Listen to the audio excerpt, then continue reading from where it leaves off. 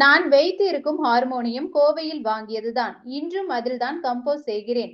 என்னையும் கோவையையும் பிரிக்க முடியாது என இசைஞானி இளையராஜா நெகிழ்ச்சியுடன் தெரிவித்துள்ளார்.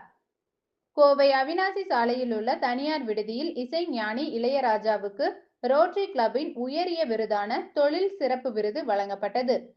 இந்த நிகழ்ச்சியில் கலந்து கொண்ட இளையராஜாவிற்கு ரசிகர்கள் பூங்கொத்து, ஓவியங்கள் வழங்கி புகைப்படம் எடுத்துக்கொண்டனர்.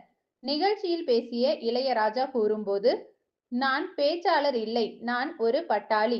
பட்டாளி என்றால் பாட்டு பாடுபவன். பட்டாளி என்பவன் வேலை செய்பவன். அவன் படும் பாடுகளால் அவன் பட்டாளியாக இருக்கிறான். அந்த பட்டாளிகளில் நானும் ஒருவன். என் பாடு என்பது வேறு, அவர்களது பாடு வேறு. என் பாடுதான் பாட்டுகளாக மாறுகிறது.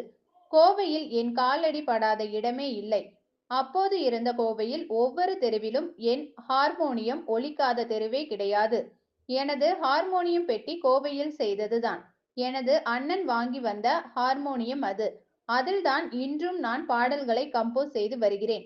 எனக்கும் கோவைக்கும் நெருங்கிய உறவு இல்லை, தொடர்புதான் உள்ளது. என்னையும் கோவையையும் பிரிக்க முடியாது என கூறினார்.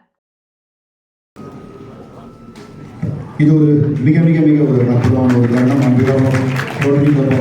டிஸ்ட்ரிக்ட் 3201 இசைஞானி இளையராஜா சார் அவர்களுக்கு அந்த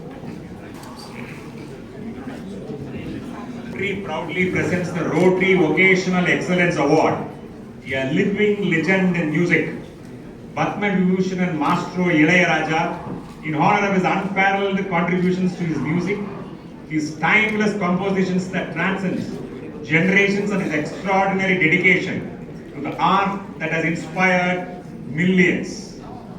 By Rotary.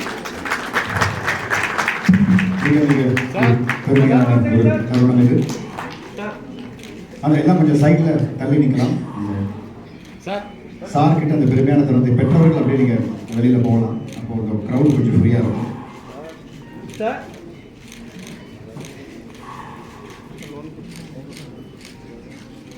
இறங்கிடலாம். ஸ்டேஜ்